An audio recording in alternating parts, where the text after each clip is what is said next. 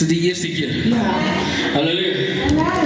As ek vir u kyk, dan word ek gevat by 'n kajak. Dis dit mooi.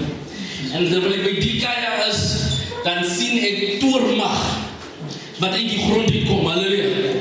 En terwyl die toormag uit die grond uitkom, dan sien ek 'n bed wat geskeur word. Halleluja. Ek sien iemand 'n laken van 'n bed wat soos paar maande weggeraak het.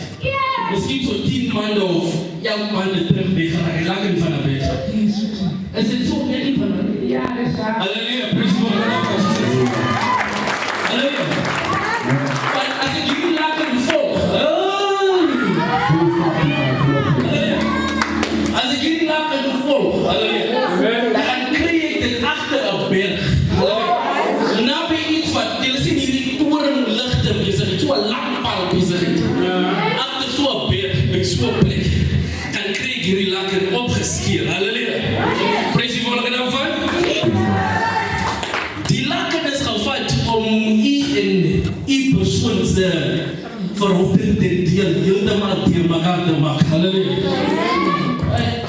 Ek hou daarvan om, ja, amen, nee. Amen. As 'n true profeet, is dit nie so nie, ek sê vir my, dat ek dieper gaan.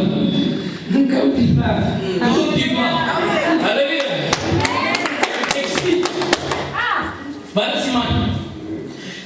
Is julle twee? Halleluja.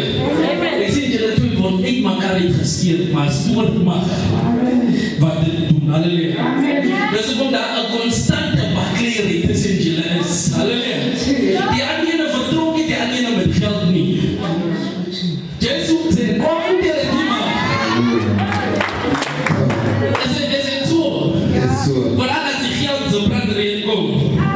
Hey. Halleluja. Halleluja. Ons herstel die verhouding in die naam van Jesus. Halleluja.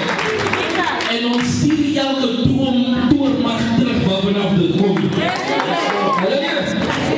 Amen. God is good. Can we lift up our hands with us?